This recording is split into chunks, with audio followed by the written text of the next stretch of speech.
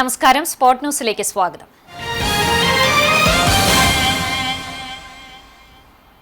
കൊട്ടിക്കയറിയ ആവേശ പ്രചാരണത്തിനൊടുവിൽ ഇന്ന് സംസ്ഥാനത്ത് നിശബ്ദ പ്രചരണം. വിട്ടുപോയ വോട്ടർമാരെയും മണ്ഡലത്തിലെ പ്രധാന വ്യക്തികളെയും നേരിട്ട് കണ്ട് വോട്ടുറപ്പിക്കാനുള്ള അവസാനഘട്ട ഓട്ടത്തിലാണ് സ്ഥാനാർത്ഥികൾ.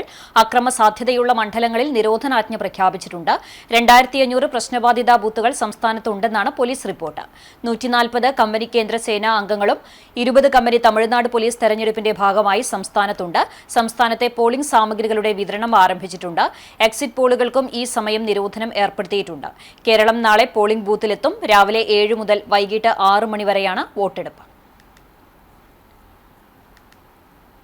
പനമ്പട്ട കിട്ടാനില്ലാത്തതിനെ തുടർന്ന് ഗുരുവായൂരപ്പന്റെ ആനകൾ പട്ടിണിയുടെ നിഴലിൽ. ആനകളുടെ പ്രധാന ആഹാരമായ പനമ്പട്ട കൃത്യമായി എത്തിക്കുന്നതിൽ കരാറുകാരൻ വരുത്തിയ വീഴ്ചയാണ് 35 ആനകളുടെയും വയറൊട്ടാൻ കാരണമായിട്ടുള്ളത്.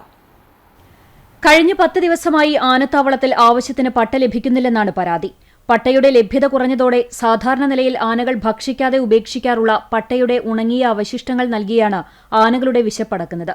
ഇത് ആനകളുടെ ആരോഗ്യത്തെ ഗുരുതരമായി ബാധിക്കുമെന്ന ആശങ്കയിലാണ് പാപ്പാന്മാർ. 10 ദിവസമായി തുടരുന്ന ദുരവസ്ഥയിൽ പാപ്പാന്മാർ ശക്തമായ പ്രതിഷേധവുമായി രംഗത്തെത്തിയതോടെ പനമ്പട്ടയ്ക്ക് പകരമായി ആനത്താവളത്തിൽ പുല്ലെത്തിച്ചിരുന്നു. എന്നാൽ പട്ടയേക്കാൾ ഉയർന്ന വില നൽകി വാങ്ങുന്ന പുല്ലും ആനകൾക്ക് ആശ്വാസമാകുന്നില്ല. ഇളം പുല്ലല്ലാത്തതിനാലും തണ്ടുകൾക്ക് അമിത കാഠിന്യമുള്ളതിനാലും പ്രായമായ ആനകൾക്ക് ചവച്ചരച്ച് കഴിക്കാൻ സാധിക്കുന്നില്ല. തറവാട്ടിലെ മുതിർന്ന ആനകൾ ഇതോടെ അവശതയിലായിരിക്കുകയാണ്. പനമ്പട്ട എത്തിക്കാൻ കരാറെടുത്ത വ്യക്തിയുടെ ഭാഗത്തുനിന്നുണ്ടാകുന്ന ബോധപൂർവമായ വീഴ്ചയാണ് പ്രതിസന്ധിക്ക് കാരണമെന്നാണ് ദേവസ്വം അധികൃതർ പറയുന്നത്. ഈ സാഹചര്യത്തിൽ ആനകളുടെ പട്ടിണി മാറ്റാൻ അടിയന്തരമായി പട്ട എത്തിക്കണമെന്ന് ആവശ്യപ്പെട്ട് ആനത്താവളം അധികൃതർ ദേവസ്വത്തിന് റിപ്പോർട്ട് നൽകി. കരാർ വ്യവസ്ഥകൾ ലംഘിക്കുകയും മിണ്ടാപ്രാണികളെ പട്ടിണിക്കിടുകയും ചെയ്ത കരാറുകാരനെ എത്രയും വേഗം കരിമ്പട്ടികയിൽ ഉൾപ്പെടുത്തണമെന്ന ആവശ്യവും ശക്തമാണ്. ആനകളുടെ സംരക്ഷണത്തിൽ ദേവസ്വം ഉണർന്നു പ്രവർത്തിക്കണമെന്ന് ഭക്തരും ആനപ്രേമികളും ആവശ്യപ്പെടുന്നുണ്ട്. തന്റെ ഭാര്യയുടെ ചിത്രങ്ങൾ ഉപയോഗിച്ച് ഹീനമായ അപവാദ പ്രചരണം നടത്തുകയാണെന്ന പരാതിയുമായി MP രാജേഷ്. സാമൂഹിക മാധ്യമങ്ങളിൽ പരിധിവിട്ട വ്യക്തിഹത്യയാണ് നടക്കുന്നത്.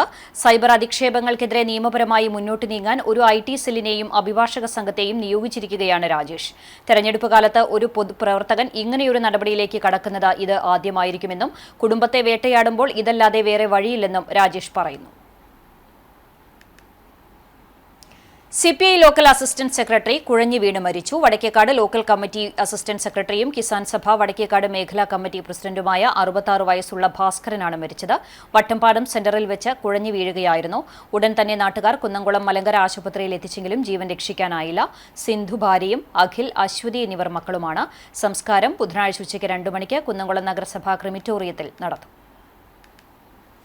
അബുദാബി മലയാളി സമാജം പ്രസിഡന്റും കുന്നംകുളം NRI ഫോറത്തിന്റെ രക്ഷാധികാരിയുമായ സലിം ചിറക്കലിന്റെ മാതാവും പരേതനായ താഴത്തേയിൽ മൂസക്കുട്ടിയുടെ ഭാര്യയുമായ നബീസ നിര്യാതയായി. 83 വയസ്സായിരുന്നു.